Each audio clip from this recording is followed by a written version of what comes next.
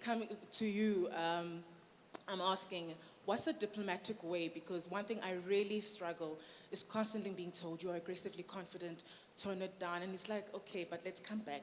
Let's come back. Answer the question. You know, what, your advice. Yeah. Okay. All right. So let me try and break that up into a few parts, and there's a lot of it that you actually answered yourself. And I don't know if you realize that. But let's look at the first part of the question. It's very difficult when you're in an environment where you see all the skill, you're around all the skill, and people hold on to it. I mean, you're seeing it. We're all sponges. We want to learn from that. So how do you diplomatically approach that? I'm going to try and answer this in the best possible way, and only from experience. I still, first of all, don't stop being assertive or aggressive, particularly as a woman. Even if even if it's offensive to the other party, you've got to keep that persistence going and keep facing. I'm going to use a phrase here that our Nelson Mandela always used is, if you're not facing the sun and keeping your feet moving forward, you're not going anywhere.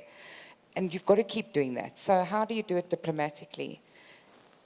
If one person that you want to learn a skill from is not being open to it, find somebody who is. And find the next person who is. And the next person. And eventually that one is going to come around. They will. They will come around. And I've actually experienced that. I've struggled with certain people where you want to learn from them. And you just got to keep persistence. And I don't have any other advice but about being persistent with it. On the second part of your statement, I'm going to say, because you shared a lot of what you're doing, is particularly as women, and I'm not excluding men. We always keep saying women, women, women. We do not exclude men, because without men, we wouldn't be able to be women in the workforce, because men, we've leveled up, they're accepting it, mostly today. But it's also about what you're doing. How about approaching that person and saying, I like what you do when you do this, and I'd like to learn that from you. Can I have some time with you before hours or after hours? And try a different approach. Because perhaps it's just a communication thing, or it's the stress of being busy all the time. And I think if you keep persisting with that willingness, somebody is going to help you. And if you do it, the next one's going to do it, the next one's going to do it. And it's so sad that those people that are holding on to those skills are being so short-minded, and I'm going to be straight about that. Because how are we ever going to fix a skill shortage if we're not sharing our skills? And and companies also get scared of doing that, because they go, well, we're going to share all these skills, and then we're going to train people to leave. Well, damn well good.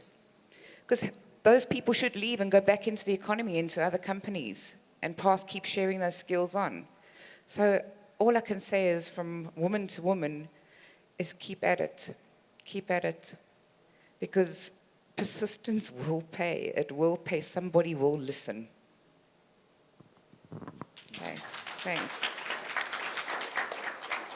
And also just to add, listening to the panelists today, and also coming back to your question to add on to Jill's point, is that there's also just so much information out there. There's so much information. I think we've been conditioned that you can learn, you only can learn from people in your immediate work environment, right?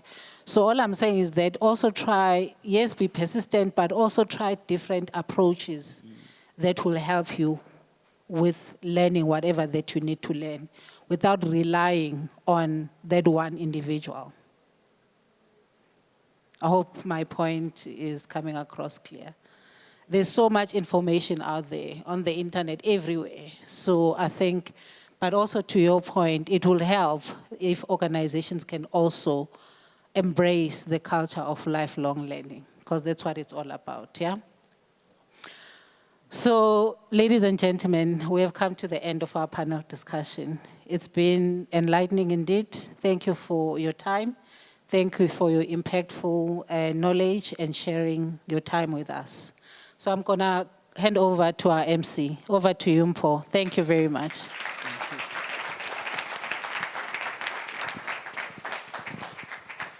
Ladies and gentlemen, one more time for our panel. Let's give them a big round of applause. Thank you. And of course, our facilitator herself. Let's hear it for Pam, everybody. Let's give her a big round of applause. You had your hand up. Did you have a question? Oh, let's get the panel while they're still mic'd. I liked it, the song and everything. It was so beautiful and lovely. And thank you all people that love you. And I wish you guys can be here and again. Aish! Big round of applause. Wow. The youth is hearing you. They are loving you. Great, eh? That's good. Amazing stuff. All right, ladies and gentlemen. Did you enjoy our panel discussion?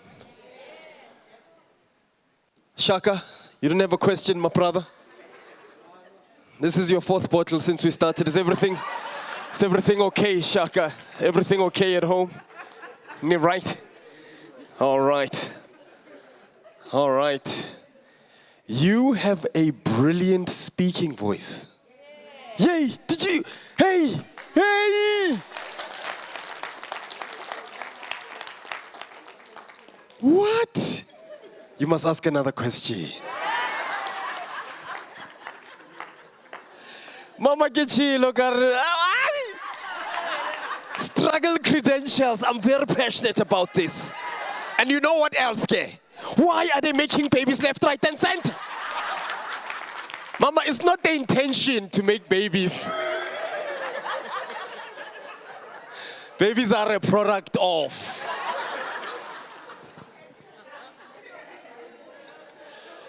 The youth is just exercise.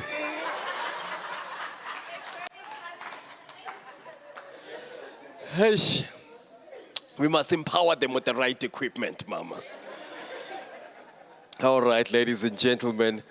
Well, look, we are in for a treat, ladies and gentlemen, because I've had the pleasure of working with this next speaker, and he speaks to what I was talking about, what we represent as a people, which is resilience. So he's going to talk to us about personal mastery and resilience.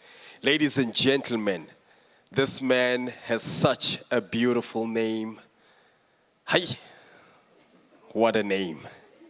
Dr. Frank Makwekwe, a.k.a. Dr. Mags. Ladies and gentlemen, he's a faculty member at the Gordon Institute of Business Science, University of Pretoria. His research concentrates on enhancing employee well-being and resilience, and he is a sought-after consultant in these areas.